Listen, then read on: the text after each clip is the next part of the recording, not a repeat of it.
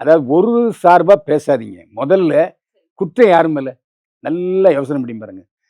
முதல்ல அவர் வந்து 7 பெண்களோட தொடர்பு வச்சிருந்தாருன்னு சொன்னது யாரு? அவங்க தான் இதே சொன்னாங்க. சாய் பிரசீலா. அவங்க தான் சொன்னாங்க. நீ ஒரு யோக்கியமான பொண்ணா இருந்தா 7 பெண்களை ஏற்கனவே இந்த மாரி தில்லுமுல்லு பண்ணி மோசடி செய்து அவங்கள கெடுத்தவன கல்யாணம் பண்ணிப்பியா?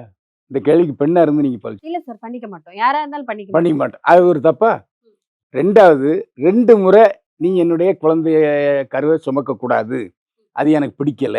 ஏன்னா ஆல்ரெடி நான் மேரீடு. 2 குழந்தைகளுக்கு தகப்பேன். சும்மா உன்னைய சந்தோஷமா வச்சுப்பேன். உனக்கு தேவையானத பூர்த்தி செய்வேன்னு ஒரு அண்டர்ஸ்டாண்டிங் பேர்ல அவர் போயிருக்காரு. அது கல்யாணமும் ஒரிஜினல் கல்யாணம் அல்ல. மாலை மாற்றிக் கொள்வது எப்படி கல்யாணம் ஆகும்? அது எப்படி ஒரிஜினல் ஆகும், ஆகாது அப்படின்னு கேட்கிறீங்கன்னு கேட்குறாங்க. எங்களுக்கு கல்யாணம் நடந்துச்சு. அவரோட சம்மதத்தோட தான் கல்யாணம் நடந்துச்சு. எங்க 2 பேரோட மனசு முழு மனதோட சம்மதத்தோட தான் நடந்துச்சு. ஏங்க அது அப்படின்னு கல்யாணமா அது பேரு? ம். நீங்க ஒரு பொண்ணு தானே சொல்றீங்க. கல்யாணமா அது? மாலை மாற்றிக் கொள்வது கல்யாணமா? நீங்க தான் சொல்றீங்க கல்யாணம் இல்லங்க. நீங்க அது சொல்றத கேட்டு என்ட்ட பேசுறீங்க. அது திருமணமே அல்ல. முதல் மனைவி இருக்கும்போது 2வது மனைவி திருமணம் செய்து கொள்வது சட்டப்படி செல்லாது. இது தெரியாதா?